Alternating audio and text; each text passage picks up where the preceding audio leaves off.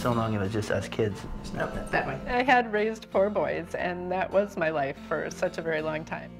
But they were all adults now. She's one of my best friends, for sure. I was working as an administrative assistant, and because of the economy, they decided to eliminate my position. She was pretty sad. It was a pretty scary time, and I just didn't see any future. I grew up with a mom who struggled really hard to take care of 6 kids. The anger, of the disappointment in her family, the social things were overtaking her. She was kicked out of the home. It took 3 weeks to a month that I got her to go back home. They're not born bad, they just don't know. They need people to just give them consistent knowledge. He spoke to me like I was his own daughter. Like, he told me I had 2 atomic bombs on my waist, and I could either choose to let them blow up, or I could just choose to keep them in order and get myself together. Too hard? Yeah. Okay. I like getting her up in the morning, and she's just wonderful. She's intelligent. Which one do you want to do first? This one do you want to do? I say this one. He fought to get his daughter and to have sole custody of his daughter. Wait, here. She's 3 years old now. She's so much fun. And I get to be a big kid also every time I'm around her. Growing up, I never really had a lot of steady income jobs. I didn't really have a lot of education. I was kind of limited to gas stations and just kind of work that just wasn't going anywhere. It was very hard. There was a lot of stress. It was like the last thing he wasn't quite able to give her when she was obviously his whole world and the reason he got up every day. I was on public assistance at the time, and my social worker suggested hired, so I said, okay, we'll give it a shot. She mentioned to me that she didn't feel fulfilled. It was a time to just stop and pause and think, what do I want to do? I had never gotten a degree, and that was something that was really meant a lot to me. She knew she wanted to continue her education. Going through all the process of it was pretty intimidating for her. I just so appreciate Christina. She showed me exactly what all I needed to do, walked me through all the processes. In order to get back in this job market, you need these credentials and you need education.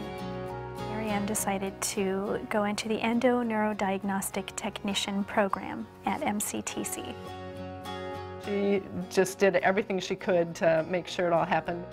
Her books are paid for, her classes are paid for, everything's taken care of so she doesn't have to worry about the financial part and can just go to school and concentrate on her studies. He talked me into getting in college and finding what I want to do in life. I started school here at St. Paul. I want to be a nurse and I want to do child psychology.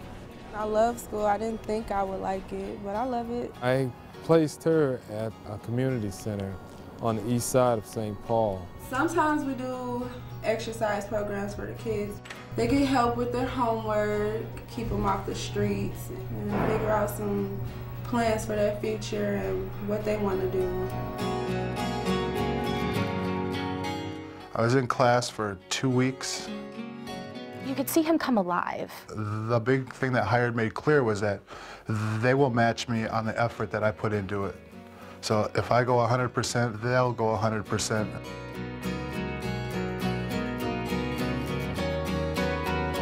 Basically, it's EEGs, so it's electroencephalograms. Test the function of people's brains by putting electrodes on their heads.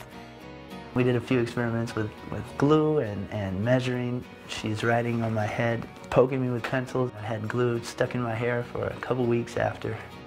I mean, how cool can it be studying the brain? Neuroanatomy just makes me excited.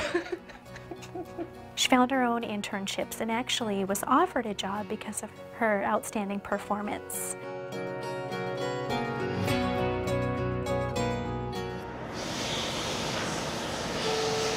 We manufacture highly precision parts for many different industries. He called me directly. Hired him on as an intern. I screamed loud and everything. I said, yeah! He was very patient and a very steady worker, and he was eager to learn. They chose to hire him on permanently at the end of his internship. At the moment, I'm in the shipping and receiving area of the company. My favorite part of the job is when things come in that people don't expect us to get out on time, and I get it done. My oldest brother just told me about a week ago, "You just amazed me." I'm like, "What you mean?" He like, "You're like a whole different person." He was like, "You're not Christy," which is my nickname. He was like, "You're being Christina." Like, now that's all I get is A's, B's. She's on the right path now. They need this type of support more than ever now. I did everything that people said I couldn't be, so proud of myself. I guess I never thought much about dreams before I got laid off. Having a degree was a dream that was hidden way inside me for a long time. It's fun to see her get in touch with herself, I guess, you know? To be able to let that dream out and let that dream live and let that dream be achieved has been really pretty exciting. Really proud of her. I just feel so grateful for the opportunity to fulfill this dream. It's just really changed my life dramatically. He's coming up on his 1-year anniversary, I believe. I was offered a chance to follow another program of hire. It's advanced training for machinists. I would like to see him look at a blueprint and be able to program that machine to make that part. I get increased pay, I get an education, I get a really great opportunity for advancement. He'll get there. My daughter was at daycare and they were talking about superheroes, and the teacher kept explaining all the characteristics of a superhero, and then she started going around the class and saying, "Okay, who's your favorite superhero?" And Spider-Man, Batman, you know, Superman, everything. And then it comes up to Havana's turn and she said, "My papa's my superhero."